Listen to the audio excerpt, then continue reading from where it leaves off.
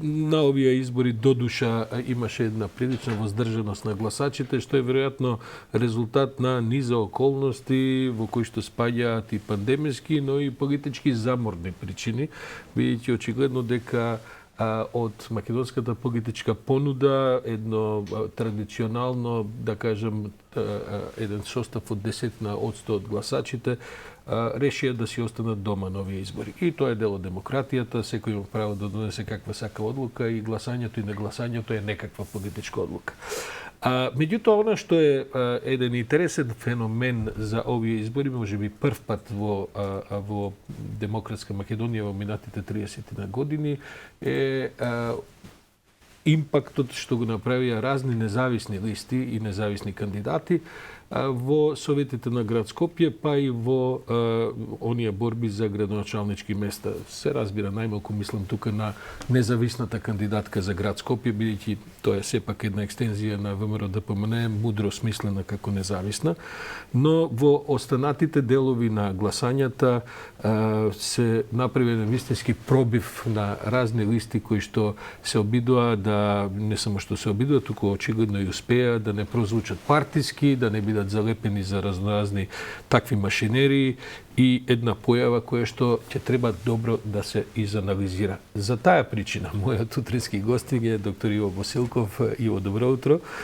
Со кого во изминатите 2 месеци, а и во претходната сезона многу разговаравме за тој бран кој што се случува во веројатно во цела Европа и во постарите демократии на извесен начин обновена е таа сила, во смисла е тоа дека луѓето се помалку сакаат да бидат врзани за партии, не гледаат во нив испорачување на она што сметаат дека се вистинските општествени приоритети и потоа одат со независни кандидатури и со гласања за такви личности така натаму. Искуствата се различни, се разбира, бидејќи не е неопходно дека секој независен кандидат е подобар од партиски кандидат, но трендот во Македонија е очигледен. Се обидувам да сумирам за да потоа развиеме дискусија.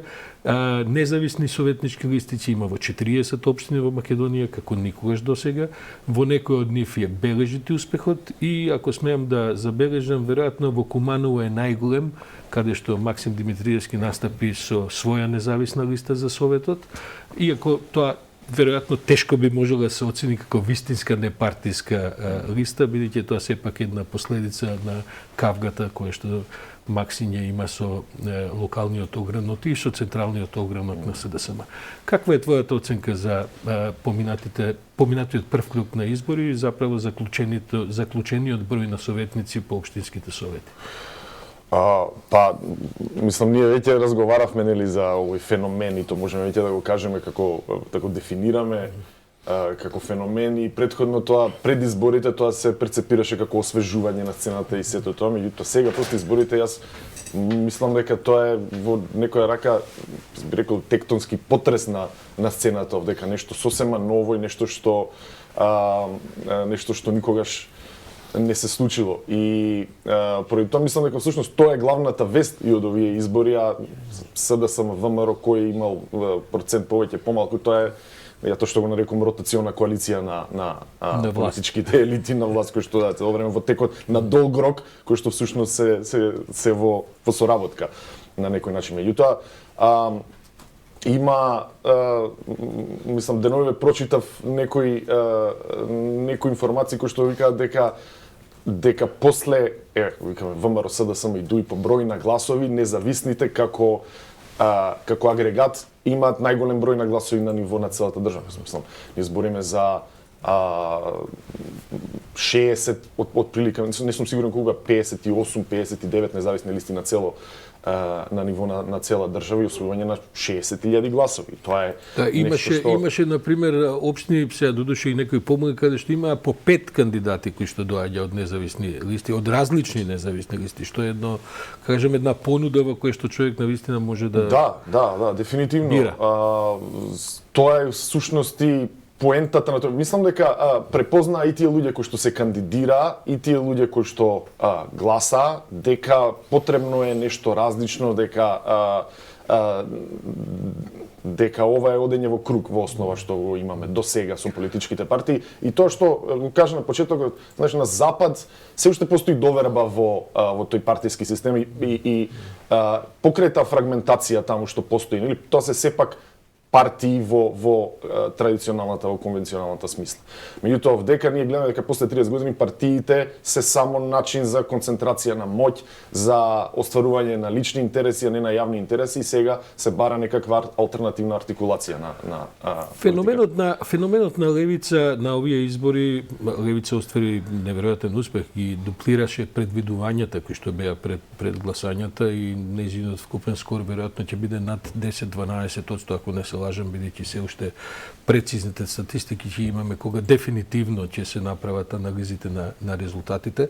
Дали во тој феномен не се крие повторно и една, како да кажем, една тактика да и тие се представат како независна листа, иако се сепак партија, и таму одредени гласачи бараат алтернатива од овој, да кажем, двополен партиски систем. И дали следното прашање е дали сепак, бидејќи левица се поставува како јасна партиска организација, нема да биде доведена во ситуација да потврди од некој од можеби надежите на оние кои што заокружуваат, се надеваат дека би направиле независен избор. Левица е специфичен тип на партија и не сум сигурен јас они колку се задоволни од тоа што го направија на овие избори. Мислам дека очекува повеќе, меѓутоа левица, аголот кој што левица го има, дека тоа е трета опција. Меѓутоа ова со независните според мене е повеќе од трета опција, туку целосно го доведува во прашање системот. Она е трета опција, ма партиска опција. Да, апсолутно. Затоа викам, со тоа е легитимизација на некој начин на системот тоа што го прави левица, меѓутоа стилот на левица е различен. Јас искрено мислам дека во следниот период ние ќе видиме еден тренд во кој што левица и овие нови независни групи или како да ги наречам политички организации од друг тип ставање, пак ќе кажам независни, се навратам на тоа, независни во ист кош е малце погрешно, затоа што уствари, нели, целата таа моќ која што сега гледаме на гласање за независни листи, всушност не би била тој број на гласови 60.000 кои што ги имаат независните, не би бил тој доколку тоа би било, нели, една голема коалиција на независни. Така што тоа на локално ниво само може да функционира вака кога е дисперзирано. Левица знаеме дека е партија која што функционира на национално ниво, и поради тоа што функционира на национално ниво се занимава со национални прашања, типот на ЕУ, НАТО, името и така натаму. И поради тоа во ваква ситуација може да се најде себе си во подредена улога, затоа што тие организации со кои што се надпреварува на локално ниво повеќе настапуваат, повеќе се фокусираат баш на тие локални проблеми, на конкретните проблеми, а не на тие апстрактни проблеми. Да. И секоја партија која што досега никогаш не искусила власт или да во позиција да решава, има поширок, како да кажам, фронт за заветување, делување и однесување, а потоа кога ќе треба сепак да се приклониш кон некоја одлуга, ќе се види всушност бидејќи процесот политички е компромисен, така што ќе се види кон кои компромисни решенија треба да се приклоните. Тоа ќе биде ситуацијата, например, во Скопје. Имаме еден толку шарен советнички состав, во кој практично треба да се прават разноразни мнозинства за да се успее да се оди во некој политички правец. Независните од Зелената листа, од Зелен град го удвоија своето учество, има еден, сега има двајца советници. Како ќе се однесуваат тие во, мислам, вака, не може човек сега да знае, ама како тие ќе се приклонуваат и што ќе прават во таква ситуација на комплексни, комплицирани преговори за постигнување мнозинства? Бидејќи на крајот, сакам да кажам што ми е зборот. Не треба веројатно независните кандидати да се сметаат само како некаква дисрупција, како некаков проблем во состојањето, туку и тие треба да се трудат за некакви политики кои што од нивните програми ќе треба да се остваруваат. Така. Зелен хуман град е според мене уникатен пример од овие независни листи, и за тоа е тешко да се стави во ист калап, затоа што е во однос на другите кои што ги гледаме шанса за центар, независно да Карпош, ја споделуваат таа нели зелена идеологија, меѓутоа тоа се помлади луѓе во Зелен хуман град за разлика од овие што се во центар и во Карпош, кои што се поискусни активисти, кои што се повеќе така со технократски пристап. Зелен хуман град заштитниот знак му е директна демократија и врз база на тоа тие двајца советници сега Горијан и Драгана во советот ќе настапуваат затоа што знаем од претходно сме збореле токму овдека во студио за мој град и на кој начин мој град како платформа, како канал за поднесување предлози од граѓаните директно од советот функционира. И всушност тоа ќе биде како да се вика енкор, сидро или не знам никаков стожер на функционирањето на тие двајца советници, постојана консултација со таа платформа директно со луѓето. И тоа е нешто што никој друг го нема и тоа е нешто на што останатите ќе мораат да се адаптираат, затоа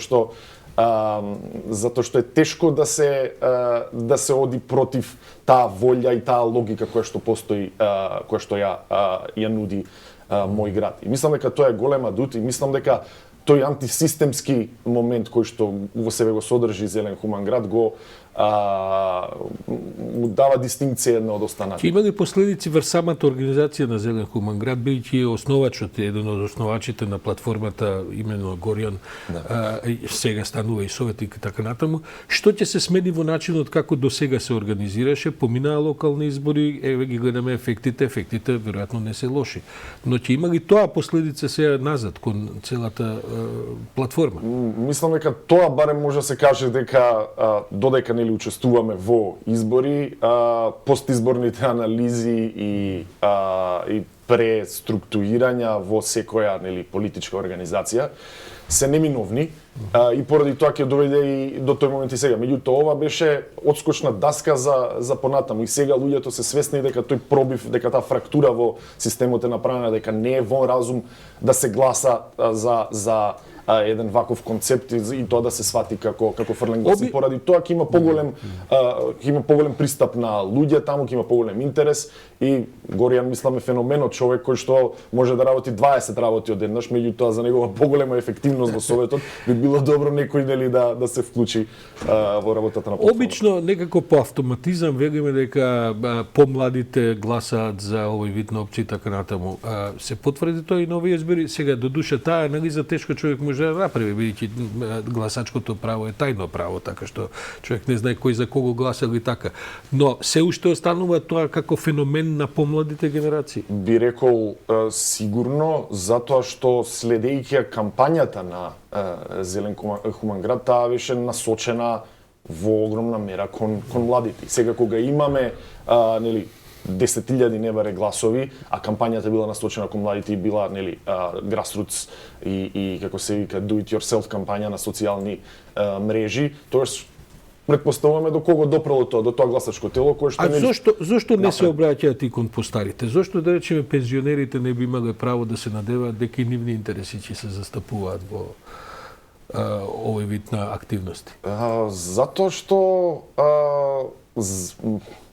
на младите светот останува за да се користи. Ама истовремено старее. Мислам, јас знам што беше пред 35 години и денеска затоа што политичкиот процес секогаш значи дека понудата кон едни значи закинување на понуда кон други. Се разбира дека ако притисокот на независните биде кон помладата генерација, ќе останеме како градска политика можеби со послаби политики за превоз на постарелица, за грижа, нега и така натаму, а ќе имаме повеќе карпи за качување, повеќе, како кажам, за велосипеди, возење патики, што не е лошо, но сакам да кажам, равномерноста на животот во градот е битна компонента на... Така, мислам дека Така тоа е Оти на крајот се работи за тоа кај ќе одат средствата у буџетот, значи за која политика. На крај се сведува на распределба на парите. Така, меѓутоа пак ќе кажам, ја не мора тоа истото, нели кога го кажав однос на кога имавме претходниот муабет за представеноста на албанците или етнички групи во таа организација, која што нели добави критики дека била мала таа представеност, меѓутоа таа представеност директно не значи дека тие луѓе кои што се внатре воопшто не се интересираат за тие демографски групи. Сметам дека зошто е акцентот ставен на младите, затоа што пак ова е ситуација во која што на нашава генерација миленијалци, како се вика, останува да го промениме овој систем во кој што сме се родиле баш на неговиот зачеток и сме растеле во него и сме биле разочарани од него и сега бараме нови начини да направиме некаква промена. Анализата на податоците од првиот круг на гласањето на локалните избори покажува дека има еден намален одсев на гласачите, покажува дека опозицијата предводена од ВМРО речиси да нема плюс глас добиено од минатите избори, но дека е голем падот на она што успеваше да мобилизира СДСМ во изминатите неколку изборни наврати, луѓето решија да останат дома. А мојата дамнешна теза е дека во Македонија всушност 100-200 луѓе решаваат кој ќе владее и дека се тоа во принцип луѓе со полиберални ставови, неврзани за партии, кои што своите одлуки ги носат врз една како да кажам, промислена, со повисок степен на образование, информирана одлука и така натаму. Тука ли е главниот базен од кој што и независните може да се надеваат и дали со тоа она теза дека всушност независните одзимаат од Социјалдемократскиот сојуз, дали се потврдува? Тоа може така да се представи. Мислам, напната е малку тезата, бидејќи ние во суштина немаме добри истражувања за сето тоа, така. Меѓутоа за мене тој принцип на анализа на кој зема гласови од кого е застарен.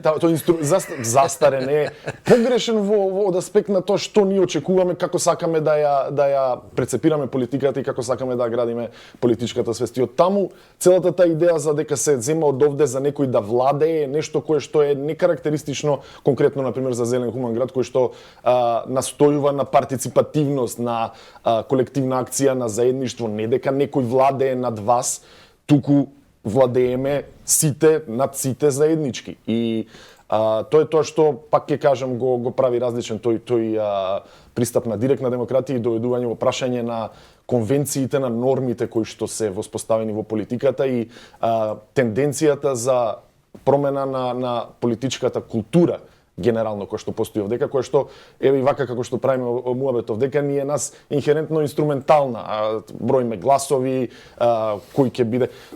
Тоа е проблемот всушност и на партиите, нели, таа хиерархија и кој што после тоа се пресликува на институциите.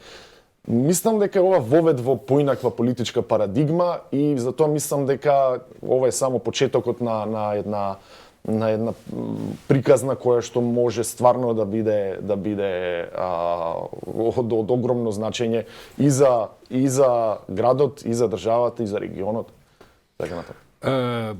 Иво, благодарам, бидејќи ова почеток на приказната, ние почнавме додеше малку порано, ќе имаме време во наредниве години да се занимаваме со тоа. Еве, барем за наредните предвидливи 4 години на околните власти, сега ќе имаме конкретна вмешаност и ангажман на овие, би рекол, разнородни независни кандидати, но сепак тие ќе конституираат една алтернатива на партиската поделеност по советите. Благодарам и за ова гостување, се гледаме наскоро, а може би и со представниците на Зелен хуман град, бидејќи и тие ќе треба да добијат и некаква артикулација која нема само да биде по телефони и по апови. Така, секако. Благодарам на Иво Босилков,